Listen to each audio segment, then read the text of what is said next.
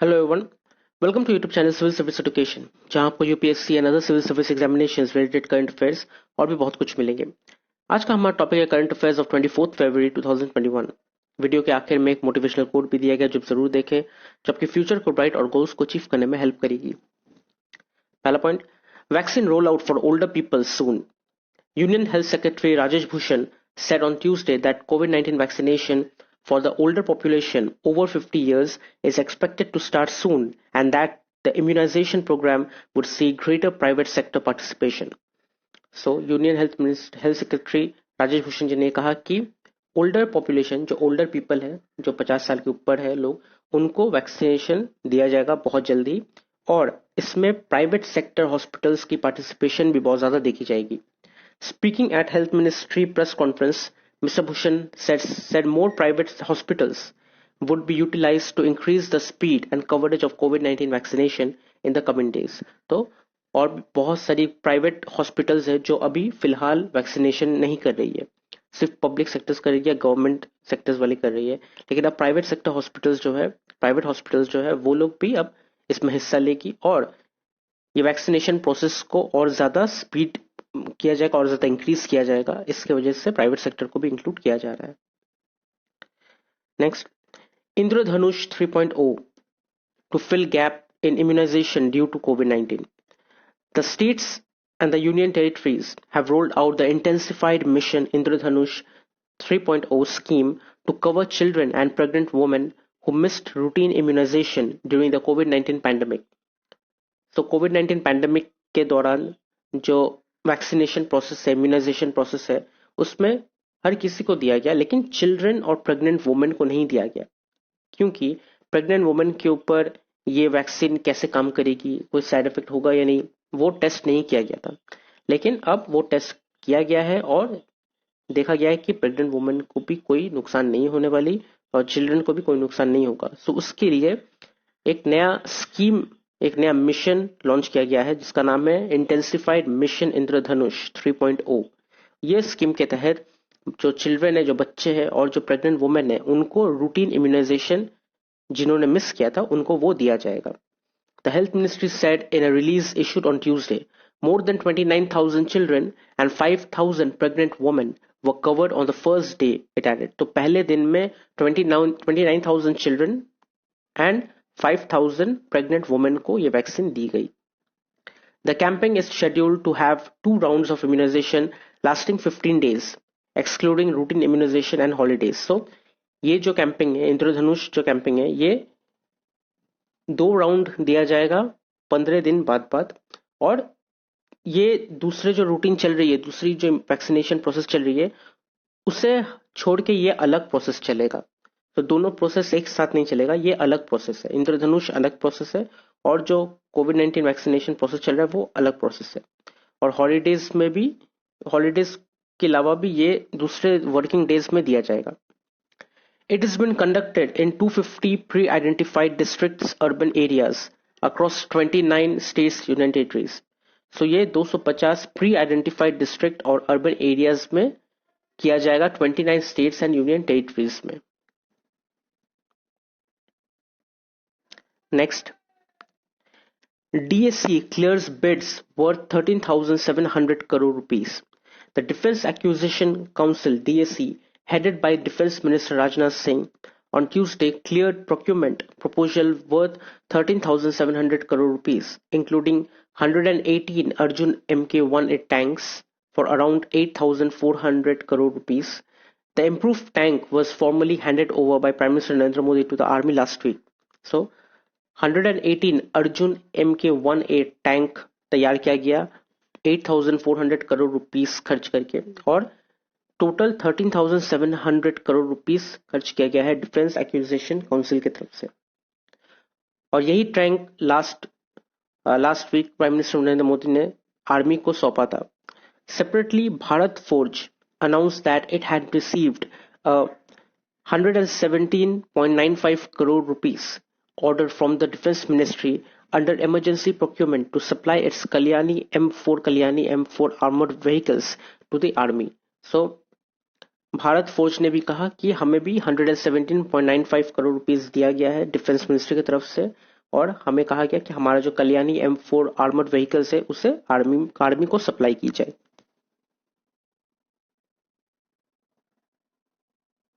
Next, Mizoram group seeks asylum for coup hit Myanmar villagers.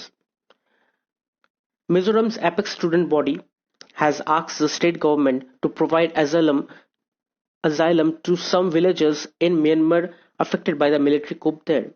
So, Mizoram के कुछ students union है, कुछ स्टूडेंट बॉडी है, जिन्होंने स्टेट गवर्नमेंट को कहा कि जो म्यांमार के विलेजर्स हैं, म्यांमार के कुछ विलेजर्स हैं जिनको वो मिलिट्री कुप के वजह से बहुत इफेक्ट होना पड़ा, बहुत ज्यादा नुकसान हुआ है, उनको प्रोवाइड किया जाए, उनको असाइलम प्रोवाइड किया जाए, हेल्प प्रोवाइड किया जाए। The states Mizo National Front government, headed by Chief Minister Zoramthanga, said asylum would be considered if there was a formal request cleared by the center.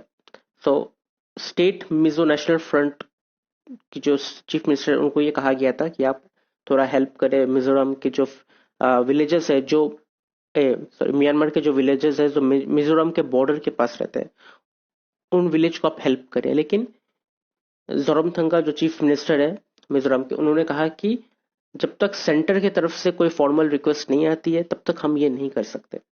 People belonging to Myanmar's Chin community were seeking to migrate to Mizoram to escape the military crackdown. So, जो Myanmar के जो चिन community के जो लोग हैं, उन लोग ने ये सोचा था कि वो लोग मिजोरम में माइग्रेट कर जाएंगे, मिजोरम में आ जाएंगे मिलिट्री क्रैकडाउन, जो मिलिट्री कूप हुआ है उससे बचने के लिए। Primarily because of the chin national army, an extremist group seeking self determination in chin state across the border. और स्पेशली चिन नेशनल आर्मी जो है वो एक एक्सट्रीमिस्ट ग्रुप है। चिन जो कम्युनिटी है उसका खुद का एक नेशनल आर्मी है, जो एक एक्सट्रीमिस्ट ग्रुप है जो मिलिट्री के अगेंस्ट में है। तो ऑब्वियसली मिलिट्री उनके ऊपर बहुत ज्यादा हावी हो जाएगी, क्योंकि अभी मिलिट्री का पावर आ चुका है। सो उनको प्रोटेक्ट करने के लिए कोई नहीं होगा। So that's why they were thinking कि हम लोग मिजोरम में आ जाएंगे, मिजोरम में आके हम वहाँ पे शेल्टर अचीव करेंगे, शेल्टर लेंगे वहाँ पे, और फिर बाद में देखा जाएगा कि क्या होगा। लेकिन मिजोरम के चीफ मिनिस्टर ने कहा कि हम लोग ये रिक्वेस्ट फिलहाल फुलफिल नहीं कर सकते जब तक सेंटर की तरफ से ऑर्डर नहीं आता तब तक। The Chin community and the Mizos in India belong to the Zo ethnic group which share the same ancestry. So अब ये सोचेंगे कि मिजोरम के लोग म्यांमार के उस विलेजेस के बारे में क्यों इतना सोच रही है, उनकी हेल्प क्यों करना चाहती है, क्योंकि चिन कम्युनिटी और इंडिया के मिजोस कम्युनिटी दोनों एक ही ग्रुप से बिलोंग करते हैं, जो एथनिक ग्रुप, जो सेम एंसेस्ट्री फॉलो करते हैं, शेयर करते हैं। Next, pharma exports in Arab Nations cumbersome. India has urged Arab countries to make it easier to export pharmaceutical products to the region and asked them to tap Indian farms to secure food supplies, as it seeks to diversify the $160 billion trade basket with the Arab bloc beyond hydrocarbons. So India ने अरब को अर्ज किया, अरब countries को, कि आप लोग थोड़ा easy बनाएं, जो फार्मास्यूटिकल प्रोडक्ट्स जो एक्सपोर्ट करते हैं उसे थोड़ा इजी किया जाए, और जो इंडियन फार्म्स हैं, इंडियन फार्म्स से आप लोग फूड सप्लाईज भी एक्सपोर्ट करें, हाँ फूड सप्लाईज भी आप लोग वहां से सिक्योर करें, वहां से ले, ताकि ये जो ट्रेड बास्केट है, ये ट्रेड बास्केट और भी ज्यादा डाइवर्सिफाई होगा। मतलब सिर्फ और सिर्फ आप लोग हाइड्रोकार्बन्स या फार्मास्यूटिकल प्रोडक्ट नहीं लेंगे, आप लोग फूड भी लेंगे, फूड आइटम्स भी लेंगे, तो ये 160 बिलियन का एक ट्रेड बास्केट होगा, $160 बिलियन का। Mr. Bhattacharya said market access to Indian pharma goods could be an early harvest idea ahead of the India-Arab partnership forum scheduled in the first week of December after a gap of 5 years. So 5 years के बाद दिसंबर में जो India अरब partnership forum होगा, उससे पहले अगर ये India pharma goods को अर्ली हार्वेस्ट कर लिया जाए, ये आइडिया को पहले से लागू कर दिया जाए, तो ये एक बहुत ही एडवांटेजियस पोजीशन होगा, एडवांटेजियस होगा इंडिया के लिए। Next, government to review anti dumping duty on Chinese steel products. The Commerce Ministry investigation arm DGTR, Directorate General of Trade Remedies, has initiated a probe to review the need for continuing imposition of anti-dumping duty on certain types of steel products imported from China following complaints from domestic industry, according to a notification. तो in the commerce ministry ने India के investigation arm जो है DGTR, directorate general of trade remedies, ये लोग जितने भी trade होती है उसके ऊपर इन्वेस्टिगेट करती है.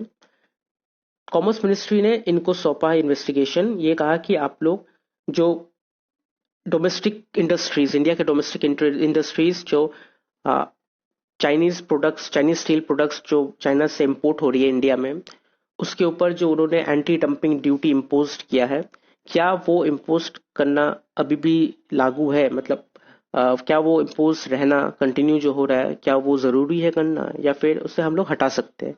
तो इसके ऊपर एक रिव्यू करने के लिए कहा गया, इन्वेस्टिगेशन करने के लिए कहा गया है. सो एंटी डंपिंग ड्यूटी क्या होता है?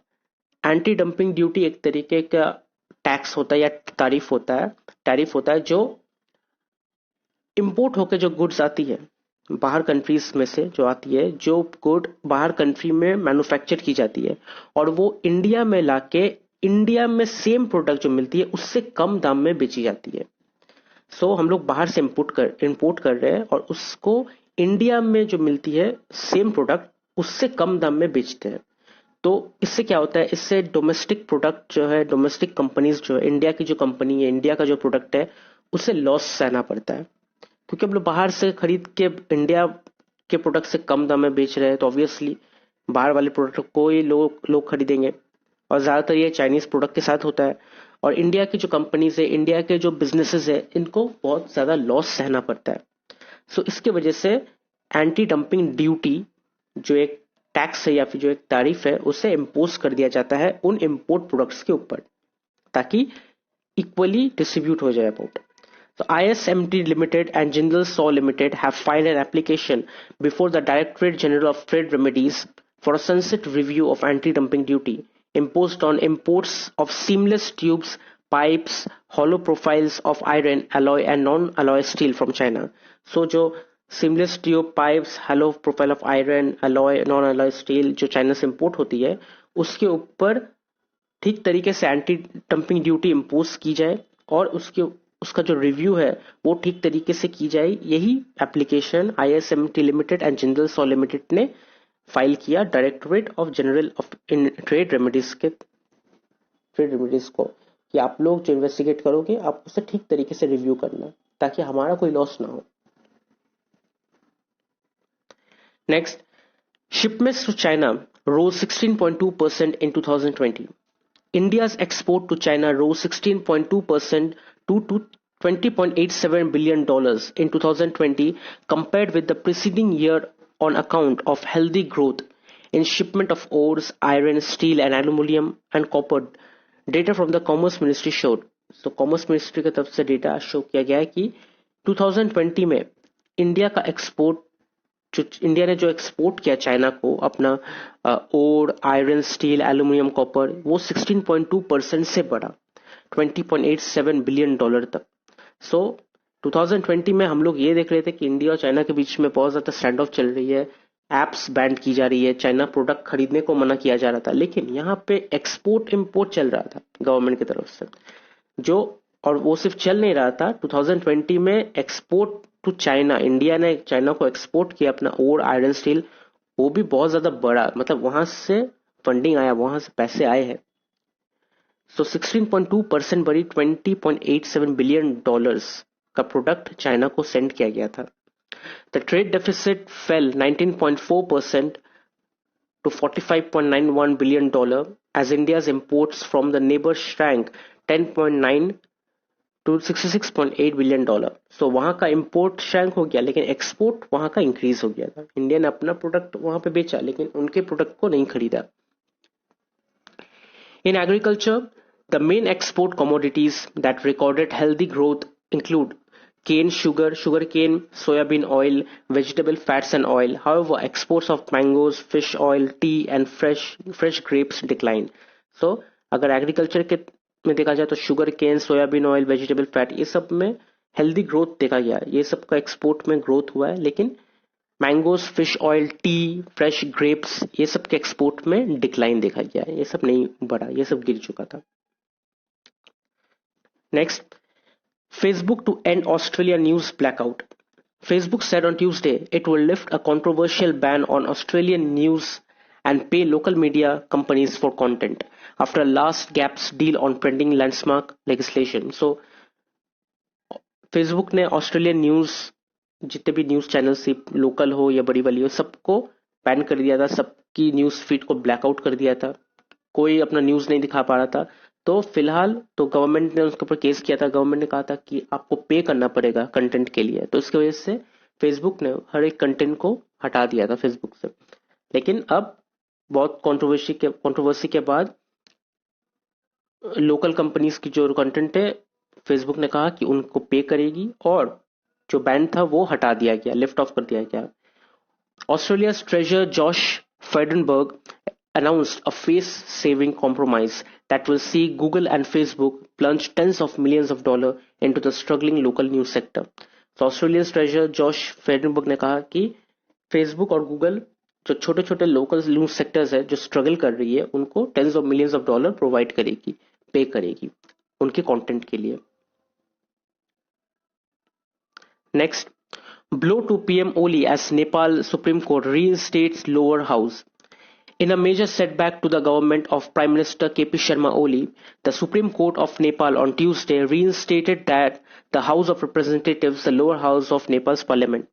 So, ये prime minister KP Sharma Oli के लिए बहुत बड़ा सेटबैक था जब सुप्रीम कोर्ट, नेपाल के सुप्रीम कोर्ट ने हाउस ऑफ रिप्रेजेंटेटिव को रीइंस्टेट किया, lower house of Nepal parliament को भी। A special constitution bench of the Supreme Court, which declared the verdict in response to 13 writ petitions, ordered that 275-member House should convene with 13 days. So, Supreme Court ने 13 written petition को देखा, उन्होंने declare किया अपना verdict और कहा कि 275-member House जो है सबको 13 days में असेंबल होना पड़ेगा, कन्वीन करना पड़ेगा। Former Prime Minister Baburam Bhattari said the verdict would help build better Delhi Kathmandu ties. तो बाबूराम भट्टाचार्य जो उन्होंने कहा कि ये जो वर्डिक्ट है ये दिल्ली और काठमांडू के बीच जो दोस्ती है, जो टाइज है, उसे और ज्यादा अच्छे तरीके से बिल्ड करेगी। Next, Imran pitches economic corridor to Sri Lanka. Pitching the China-Pakistan economic corridor as a connectivity booster, Prime Minister Imran Khan in Colombo on a two-day visit beginning on Tuesday said Pakistan would find ways and means to enhance trade and connectivity with Sri Lanka. तो पाकिस्तान के Imran Khan prime minister, उन्होंने वो कोलंबो गए, श्रीलंका गए 2 दिन के visit के लिए, और उन्होंने कहा कि उनका आने का मकसद ये है कि जो ट्रेड वेज है, ट्रेड को और अच्छे तरीके से, नए तरीके से एनहांस करेंगे और दोनों देशों के बीच कनेक्टिविटी पैदा करेंगे, दोनों को एक दूसरे से कनेक्ट करेंगे। Mister Khan is the first head of government to visit Sri Lanka since the pandemic struck the world. तो इमरान खान पहले प्राइम मिनिस्टर है, पहले हेड ऑफ द गवर्नमेंट है जिन्होंने दूसरे श्रीलंका में श्रीलंका को विजिट किया और ये डील उनके पास ले गई। He held a one-on-one bilateral meeting with counterpart Mahinda Rajapaksa on Tuesday evening and is scheduled to meet President Gotabaya Rajapaksa on Wednesday. Next, amid foreign concerns, no let-up in protest against Myanmar Janta. Protesters against the military's seizure of power in Myanmar were back on the streets of cities and towns on Tuesday, a day after a general strike shuttered shops and brought huge numbers out to demonstrate. So, protesters लोग पीछे नहीं हट रहे। Military ने जो किया उसके बाद प्रोटेस्टर्स और ज्यादा बढ़ चुकी है, प्रोटेस्ट और ज्यादा बढ़ चुकी है, सिटीज टाउन्स हर जगह प्रोटेस्ट हो रही है। जब बिजनेसेस बंद की गई तो लोग शॉप्स बंद करके वो लोग भी प्रोटेस्ट में उतर गए, हर कोई प्रोटेस्ट में उतर जा रहा है। जितने वो लोग एक एक रूल्स तैयार कर रही है, एक एक स्टेप आगे बढ़ी, प्रोटेस्ट उतनी ज्यादा बढ़ती जा रही है। In Mandalay, the country's second biggest city, a funeral was held for 37-year-old Thet Nyang Wing, one of the 2 protesters shot by security force on Saturday. So मंदालय जहाँ पे 2 लोगों की मौत हुई थी, तो वहां पे फ्यूनरल निकाली गई, मैयत निकाली गई थी एक प्रोटेस्टर की जिनकी मौत हुई थी, जिनको मारी गई थी, तो उसका फ्यूनरल बहुत बड़ा था और फ्यूनरल के साथ प्रोटेस्ट भी किया गया था। And next is important days, और 24 फरवरी का इंपॉर्टेंट डे है central excise day. And last but not the least is today's code, और आज का मोटिवेशनल कोट है, two things define you, your patience when you have nothing and your attitude when you have everything. तो शायद ये coat आपने पहले भी सुना होगा। दो चीज है जो हमें डिफाइन करती है, जो दिखाती है लोगों को हम कैसे हैं। एक है हमारा पेशेंस। जब हमारे पास कुछ भी नहीं होता है तो ये देखा जाता है कि हमारा पेशेंस कैसा है, क्या हम पेशेंस पेशेंस रख सकते हैं। हमारे पास ये नहीं है, हमारे पास वो नहीं है। बहुत कोई होता है जो पेशेंस नहीं रख सकते, जो कुछ भी करके वो चीज हासिल करना चाहते हैं, जो कि गलत है। और एक तरीके से अगर देखा जाए तो आप मेहनत करके, कुछ भी मेहनत करके अगर आप वो चीज को हासिल करते हो तो फिर वो सही है, लेकिन आप गलत काम करके वो चीज हासिल करना चाहते हो तो वो दिखाता है कि आपके अंदर पेशेंस नहीं है। कभी रिजल्ट्स, हम लोग जब भी कुछ करते हैं, फॉर एग्जाम्पल यूट्यूब वीडियोस अगर क्रिएट करते हैं तो हमें बहुत पेशेंस रखना पड़ता है, क्योंकि आप झट से फेमस नहीं हो सकते, आप झट से क्लिक नहीं कर सकते। आपको बहुत बारीकी से काम करना पड़ेगा, आपको हर दिन कंसिस्टेंट होना पड़ेगा, मेहनत करना पड़ेगा, तब यही आपके पेशेंस अगर आपके पास रही तो आप ये सब कर सकते हो। अगर आपके पास पेशेंस ना हुआ तो फिर आप ये नहीं कर सकते। और दूसरी चीज है जो हमें डिफाइन करती है, वो है हमारा एटीट्यूड। जब हमारे पास सब कुछ हो जाता है, सब जब हमारे पास हर एक चीज है, तब हमारा एटीट्यूड कैसे होता है। क्या वही एटीट्यूड है जो हमारे पास पहले जब कुछ नहीं था? क्या वही एटीट्यूड हम लोग मेंटेन करते हैं या फिर हम लोग बदल जाते हैं? जब हमारे पास सब कुछ होता है तो हम लोग घमंड हो जाते हैं, हमारे बीच ईगो आ जाता है। सो पेशेंस रखना और एटीट्यूड को हमेशा सही रखना, यही दो चीज हमें डिफाइन करती है। अगर ये दो चीज सही है तो आप सही हो, आप अच्छे हो, लेकिन अगर ये दो चीज गलत हो गया, देन आप उतने भी खास इंसान नहीं बन सकते। आप सक्सेसफुल तो बन जाओगे, लेकिन आपको वो इनर पीस, जो इनर हैप्पीनेस है, वो आपको नहीं मिलेगा, वो रिस्पेक्ट वो आपको नहीं मिलेगा। तो कीप पेशेंस और अपने एटीट्यूड को हमेशा नीचे रखना, ताकि लोग आपको पसंद करें, और तब जाके आप इनसाइड एंड आउटसाइड बोथ तरफ से आप सक्सेस हो सकोगे। तो अगर आपको वीडियो अच्छी लगी तो आप इसे लाइक कीजिए, शेयर कीजिए, कमेंट कीजिए और सब्सक्राइब जरूर कीजिए। Thank you.